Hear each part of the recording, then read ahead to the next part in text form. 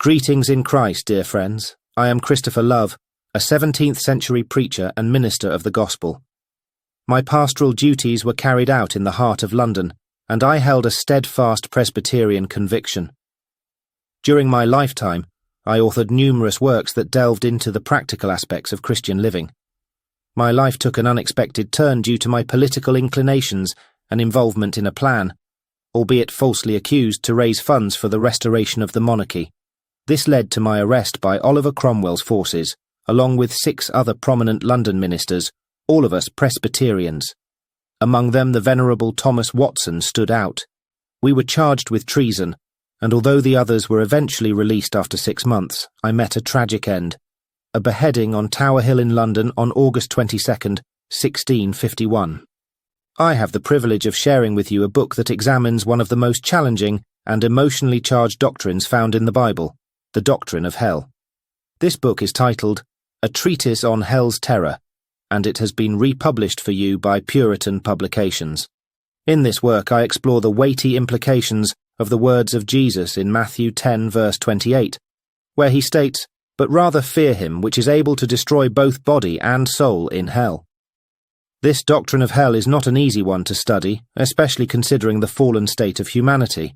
It can be unsettling to one's conscience to investigate because it is often misunderstood or seen solely as a place of torment. Rarely do people examine it in the light of God's character, His law, or His vindictive justice, which ultimately brings glory to Him. However, the difficulty of this doctrine does not diminish its truth. I have taken great care to present this weighty subject in a lively and thought-provoking style, with practical applications that will undoubtedly edify you. Through my exploration, you will gain insight into your own sincerity as a Christian. In your time, many Christians seek to hear only about God's love, regardless of their actions. But there is much more to understand when it comes to eternity in light of God's holy law and the impending judgment that awaits every soul before the bar of Christ. What does your eternity hold?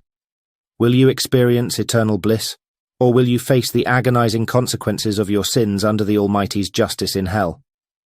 These are profound questions that demand our consideration. Puritan Publications has made my work on this subject, along with many others, accessible to modern readers in both e-book and print formats. You can obtain this work through their website. I encourage you to engage in this study, for even the renowned preacher, Jonathan Edwards, found my work on hell to be one of the best ever written, keeping it in his library due to its graphic descriptions and vital content. This is truly humbling to me.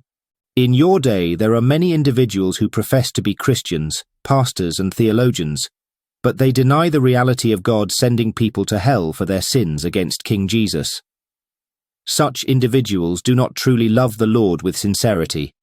They have exchanged God's truth for comforting lies to bolster their false sense of security, and they think they will flatter themselves into heaven. The existence of hell is a consequence of the heinous nature of sin. Sin is an offence against an infinite God, and as such the punishment must also be infinite. However, on earth our time is limited, and our bodies eventually decay in the grave. In this way there must be a hell that exists, to ensure that the bodies and souls of the wicked receive proportionate punishment for their sins against Jesus Christ. The justice of God can never be satisfied for the sins committed on earth by wicked individuals. Christ did not bear God's wrath for these reprobate souls, so they must bear it themselves. Earthly suffering cannot adequately satisfy God's wrath, because sin, being an infinite offence, requires an eternal punishment. Therefore, hell must exist to keep these individuals in everlasting torment, allowing God's justice to be satisfied. I understand that contemplating such eternal consequences for the unrepentant is distressing. However, in this work, you will discover what it means to humbly bow before King Jesus now, ensuring that you will enjoy his presence in heaven rather than endure torment in hell. May this book lead you into a deeper communion with God, enabling you to bring glory to his name and profoundly benefit your soul. Amen.